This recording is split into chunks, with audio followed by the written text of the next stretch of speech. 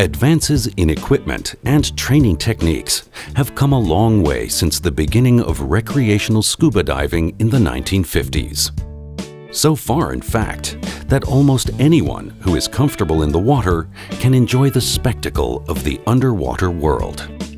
But this does not relieve divers of certain responsibilities with regards to your body and the aquatic environment. When scuba diving, you're not only experiencing a new set of sensations, you are also subjecting yourself to the physical laws that affect your body. The most important of these laws deal with the increased pressure of the aquatic environment. For example, right now you may not be aware of the air pressure surrounding your body because it is evenly applied in all directions. However, when you go underwater, the weight of the water will become obvious. A liter of seawater weighs about 1.03 kilograms, or 64 pounds per cubic foot. Fresh water weighs 1 kilogram per liter, or 62.5 pounds per cubic foot, approximately 800 times heavier than air. Air pressure is defined as force per unit area and is commonly expressed in bar in the metric system, and pounds per square inch, PSI, and atmospheres in the imperial system. For each additional 10 meters or 33 feet of descent, another bar or atmosphere of pressure is added to the pressure on your body. While our bodies are primarily liquid, approximately 70% by volume, the liquid portions of the body are considered to be incompressible for recreational divers. However, the other 30% of our body is air and will compress and expand when the pressure changes. The most important law you will learn in diving is Boyle's Law. Boyle's Law states, if the temperature remains constant, the volume of a gas will vary inversely as the absolute pressure and the density will vary directly. Or more simply stated, as pressure increases, volume decreases, and as pressure decreases, volume increases. As a diver, it is important to note that the greatest relative volume change takes place in the first 10 meters or 33 feet. This emphasizes your need to respond to pressure increases immediately underwater. Your body airspaces will compress upon descent, and unless you introduce more air into those airspaces, you could experience pain. For example, have you ever descended to the deep end of a swimming pool and noticed it hurt your ears? Your ears are one of those body airspaces that you will learn how to equalize. This increasing pressure is referred to as squeeze. Ear squeeze is the most common and also the easiest to prevent. Pain is the primary symptom when the eardrum and its connective tissue are under stress, and this pain should never be ignored. Pain is an indication that some tissue damage may already be taking place. As you descend underwater, you will feel external pressure pressing on the tympanic membrane, pushing the eardrum inward. To equalize this increasing pressure, you simply need to introduce air into the middle ear through the eustachian tube. The secret to equalization is to never wait for the pain to begin and equalize often. Prevention of ear squeeze is easy. To perform the Valsalva technique, pinch your nostrils closed and blow gently into your nose until the pressure is equalized. Do not blow too hard or try to force air into the middle ear. The Valsalva technique should be used very carefully, with practice only after yawning, swallowing, and jaw rotating do not work. Now, we will move to a discussion about the diving equipment. The safest way for you to learn to dive and become a diver is in your own personal fitted, high-quality total diving system. The total diving system is made up of 6 subsystems. In this section, we are going to talk about the snorkeling system and the exposure system. The snorkeling system contains the mask, snorkel, fins, exposure suit, booties, and mesh equipment bag. Dive mask. Because the human eye is designed to function in air, not water, we must bring a pocket of air with us underwater in order for us to see comfortably. Your dive mask is the first component of the snorkeling system and your window to the underwater world. It gives you clear vision underwater, protects your face and eyes from irritants in the water, keeps water out of your nose, and gives you some protection from cold water. There are many types of masks available, but all perform the same basic function, and the most important consideration for your mask is fit. Selecting the right mask requires the assistance of your SSI dive professional. The mask will be fitted to the contours of your face. A double seal along the mask edge is very effective in keeping water out.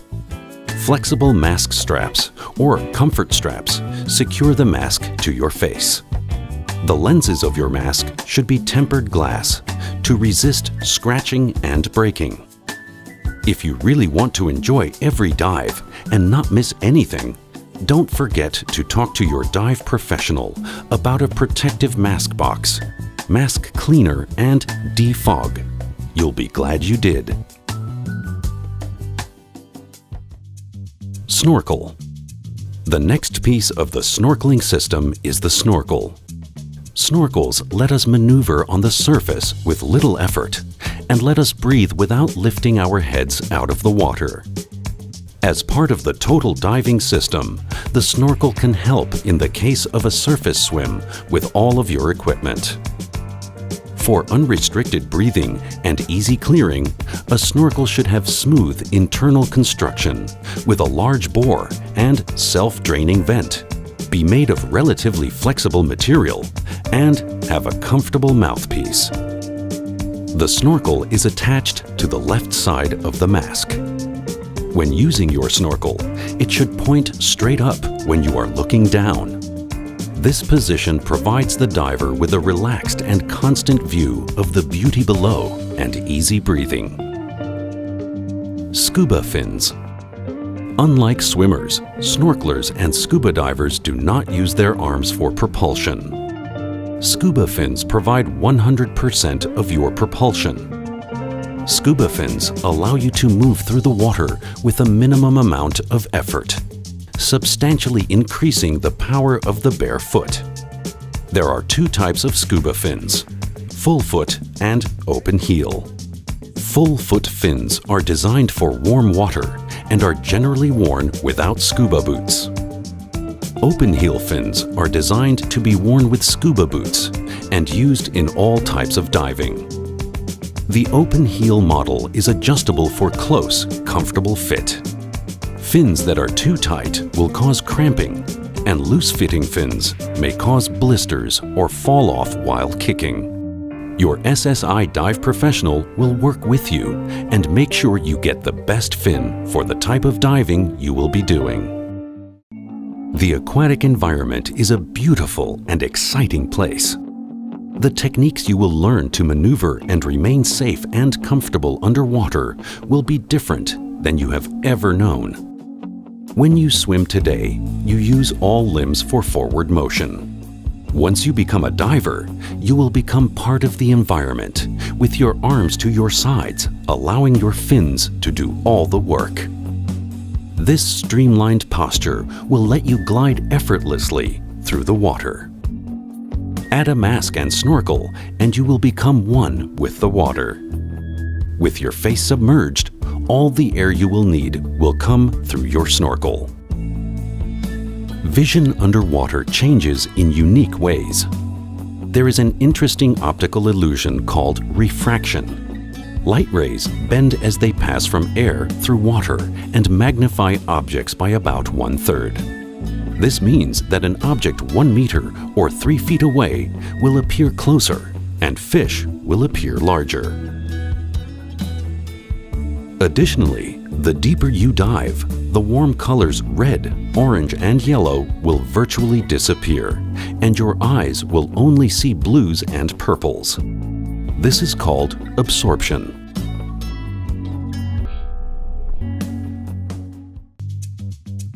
Many variables will affect visibility underwater: refraction, illumination, absorption, diffusion, and turbidity. All of these factors can make the same dive site look very different throughout the day. Depending on where you dive, water temperatures can range from around 0 degrees Celsius or 30 degrees Fahrenheit to over 30 degrees Celsius or 80 degrees Fahrenheit. You may even encounter a temperature difference of 10 to 15 degrees Celsius or 20 to 30 degrees Fahrenheit between the surface and depth. This change in temperature is called a thermocline. Your SSI dive professional will share more information with you regarding thermoclines. Sound also behaves very differently underwater. Sound travels 4 times faster underwater and seems to come from all directions. Since we cannot talk underwater, we need to communicate by using hand signals. Pictured here are the most commonly used hand signals. Okay, question and answer. Something is not okay. Go up. Go down. Stop. I am low on air. Please review these hand signals before heading to the pool or view them on SSI's free smartphone app. We've covered many topics in this section. Remember, knowledge replaces fears and fantasies with correct information. On your journey to becoming a diver, you may have a small amount of anxiety when it comes to breathing underwater. But breathing underwater is as easy as breathing on the surface. The only difference is the gas you breathe underwater is delivered through a regulator, which is only one part of the air delivery system. Now that you understand pressure, this piece of equipment automatically regulates your cylinder pressure to ambient, surrounding pressure. Through your air delivery system, you can breathe underwater easily and effortlessly. Yes, the excitement of being underwater for the first time might increase your breathing rate. But once you are comfortable underwater, you will gain control over your breathing rate and master a slow, relaxed breathing pattern. The most efficient breathing pattern for scuba diving is a deep inhalation followed by a balanced exhalation. Deep, balanced, and rhythmic.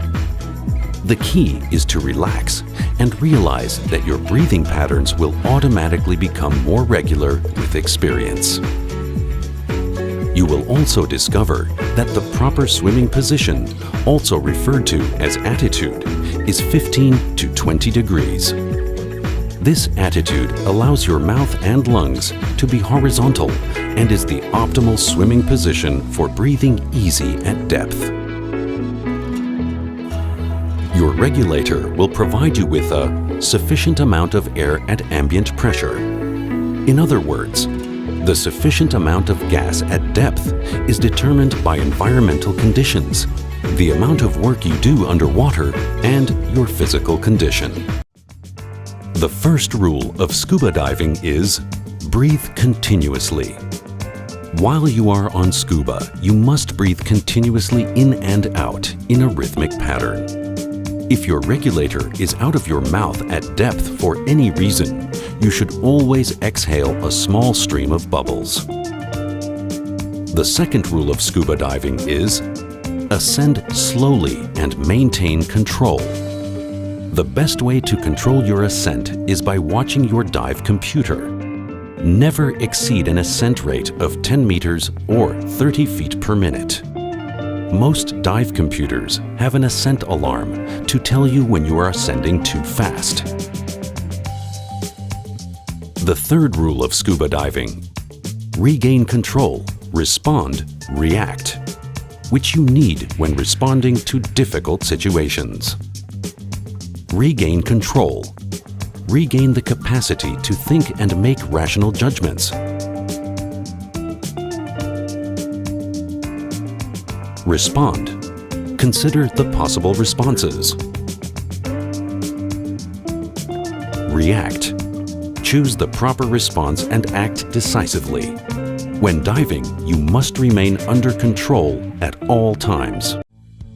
The breathing apparatus is called the air delivery system, which includes the first and second stage regulators, alternate air source, and a high-pressure scuba cylinder. The first stage. This takes high-pressure air in the cylinder and decreases the pressure to approximately 10 bar or 140 psi. The second stage. Your mouthpiece takes the air from the first stage at 10 bar or 140 psi and decreases it to ambient pressure, which is whatever you need for your current depth. After diving, and especially after diving in salt water, rinse your air delivery system and all your diving equipment in fresh water. Don't press the purge button while rinsing the second stages unless the air delivery system is still attached to a cylinder and the air is on. Salt buildup can affect your air delivery regulator's operation. When properly maintained, your total diving system and your air delivery system is like a reliable buddy. Scuba diving equipment is life support equipment.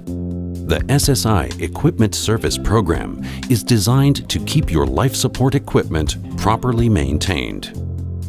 Nothing is more disappointing than to arrive at a diving destination and find out that you have a minor equipment problem. Another important part of your total diving system is a specific spare parts kit. Your SSI Dive Center or resort can help you assemble all the necessary pieces you need for minor field maintenance. If you want to learn more about your equipment, ask your SSI dive professional about the SSI Equipment Techniques program. Maintaining body temperature in water is a serious factor while diving. While air is an excellent insulator for blocking heat transmission, water is an excellent conductor. Water absorbs body heat 25 times faster than air. The body's primary responsibility is to keep the brain and torso warm. If the body can no longer do that, a phenomenon called blood shunting occurs, slowing circulation to the outer extremities of the body. And while that may be fine on the surface, that is not good underwater. So, how do we solve the issue? The answer is thickness, fit, and seam integrity. Thickness solves conduction. Fit and seam integrity solves convection. Then it's all about layering. That can be a rash guard, lightweight fleece, wetsuit in all thicknesses, or even a dry suit. It will largely depend on the type of diving you will be doing. Wetsuits are also buoyant and require you to wear just enough weight to offset this buoyancy. But let's not forget that as depth increases, so does pressure, and that will happen to closed nitrogen cells. They will compress. This is why you wear a buoyancy compensator to make descending, swimming at the proper attitude or position at depth, ascending, and surface flotation easy. After diving, soak your exposure suit with wetsuit shampoo. Rinse thoroughly and hang to dry. Never store your suit folded or compressed. It could become permanently creased and create cold spots where the bubbles break down. Hang the suit on a wetsuit hanger and store in a cool, dry place. Dry suits are used for cool to cold water conditions. Air instead of water is filled in a dry suit by an inflation valve, which is connected with your regulator's first stage by an inflator hose. Air is introduced into the suit for thermal protection and to prevent suit squeeze. On ascent, air in the suit must be allowed to escape through an exhaust valve. Diving in a dry suit is very different from diving in a wetsuit. If dry suit diving sounds like something you want to try, ask your SSI dive professional about the dry suit specialty program. Proper buoyancy control makes the difference between an enjoyable, effortless dive and an uncomfortable, potentially dangerous situation in open water. Many serious diving problems have been linked to inadequate buoyancy control. Buoyancy is the characteristic of a fluid to push up on an object immersed in it. There are three types of buoyancy that can describe an object immersed in a liquid: positive, negative, and neutral. Positive buoyancy. An object less dense than the liquid will float. For example, any object weighing less than 1.03 kilograms per liter or 64 pounds per cubic foot floats in salt water. Negative buoyancy. An object with greater density than the liquid will sink. For example, any object weighing more than 1.03 kilograms per liter or 64 pounds per cubic foot will sink. Neutral buoyancy. An object with density equal to the density of the liquid will neither sink nor float. For example, an object weighing 1.03 kilograms per liter or 64 pounds per cubic foot will remain neither sinking nor floating. To compensate for positive buoyancy of the diver and the exposure suit, a diver needs a weight to descend. The last component of the total diving system is the information system. The information system is designed to easily prepare and follow a dive plan. Dive computer, SSI dive tables, SSI total dive log. Here's how all these components work together. We live in a computer world, and recreational diving is no different. Dive computers are automatically activated in the water and immediately start recording information: depth, time, air pressure, temperature, and time remaining underwater based on your air consumption. Once on the surface, the dive computer also calculates your time out of the water to determine how long you need to remain on the surface before your next dive. There are many computers available for various types of diving.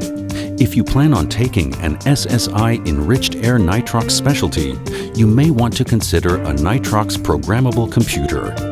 Likewise, if you plan on taking the SSI Navigation specialty, you may want to consider a computer with an integrated compass.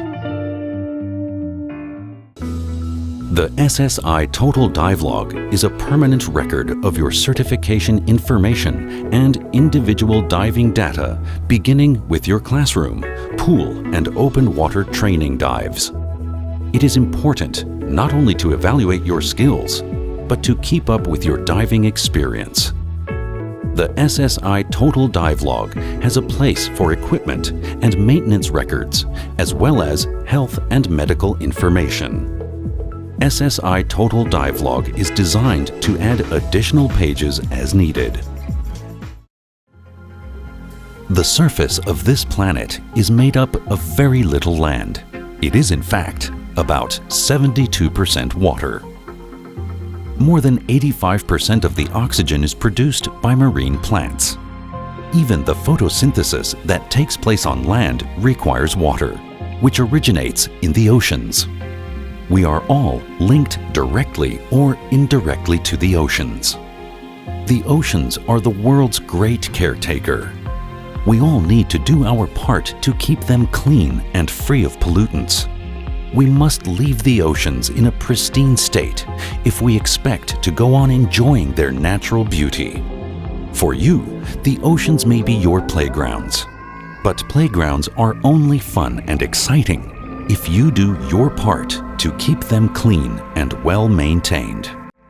Corals are colonial animals which construct skeletal structures of limestone, often forming extensive reefs in the shallower tropical seas, where sunlight and warmer waters prevail.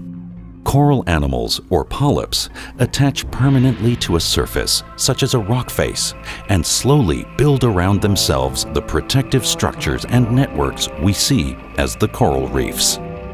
Some corals can be brittle, and some are capable of inflicting abrasions or cuts. These corals are also easily damaged by careless divers who drag equipment, kick corals with their fins, or hit the reefs with their cylinders. To avoid injuring yourself or the coral, always secure your equipment and practice good buoyancy control over reefs. It is also recommended that you keep a safe distance from the reef to avoid damage. It is best to appreciate the reefs with the eyes rather than the hands. Simply touching the corals may remove some of their protective mucus coating, making them susceptible to injury or infections. Unfortunately, there is not enough time in this video to show you this entire planet's estimated 40,000 species of fish that are indigenous to each ocean.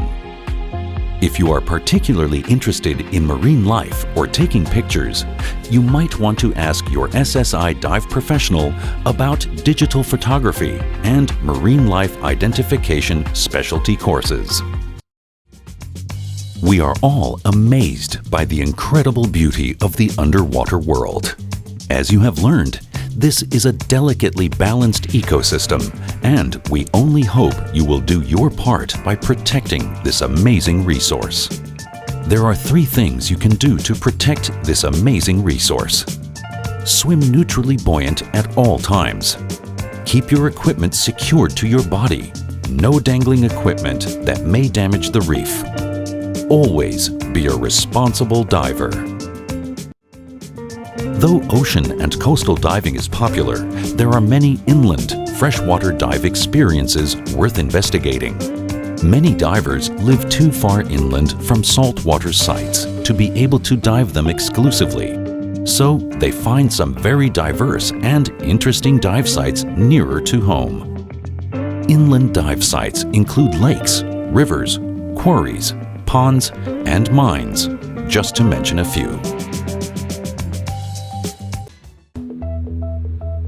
Your physical well-being is a very important part of diving, and often an overlooked component in diving. The more physically fit you are, the more you will enjoy all aspects of your life, including diving. There are some do's and don'ts for divers that are extremely important. For example, alcoholic beverages or drugs and diving do not mix.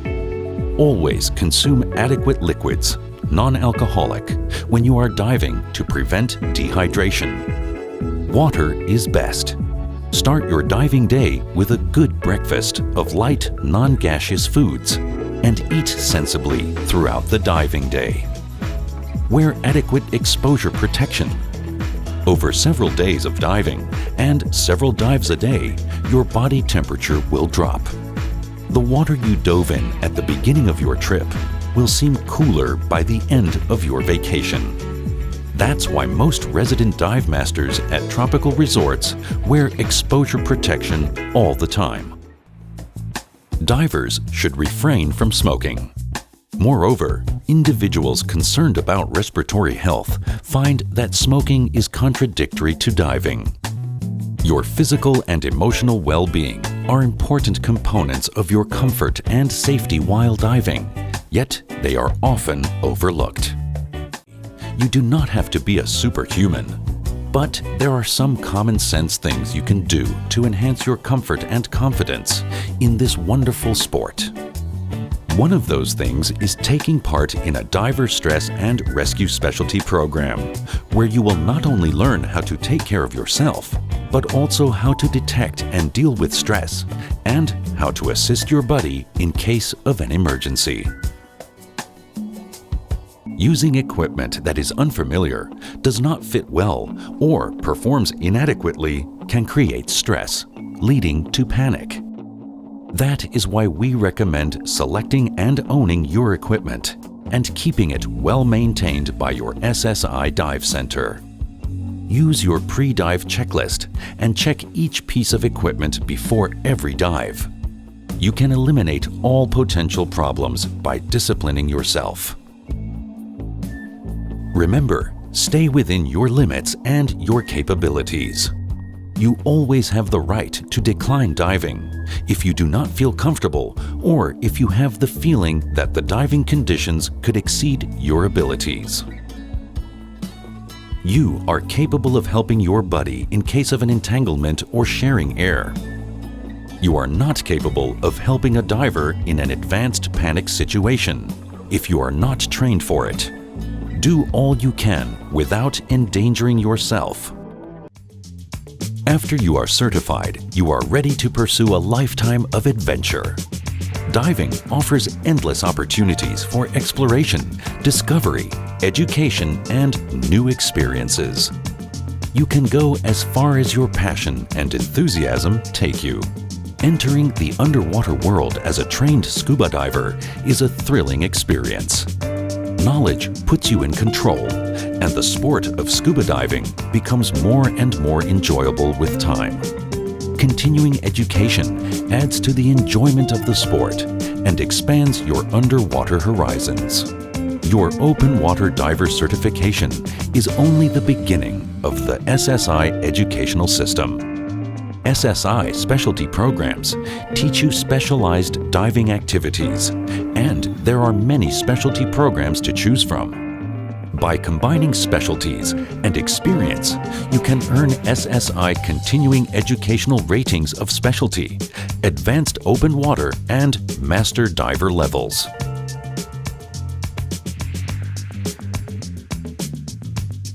Becoming a dive professional is an extension of the training path. If you have an interest in leading dives, assisting other dive professionals, or making a career out of scuba diving, talk to your SSI dive professional and dive center about the many leadership levels such as dive guide, dive master, dive control specialist, and even open water instructor. By now, in your training as an open water diver, you have received the fundamentals. You might say, as the Diver Diamond illustrates, that correct knowledge, proficient skills, proper equipment, and diving experience equal enjoyable scuba diving. The rest is up to you. Work with your SSI dive professional. Ask questions and have fun learning and gaining the experience required to become a comfortable, confident diver.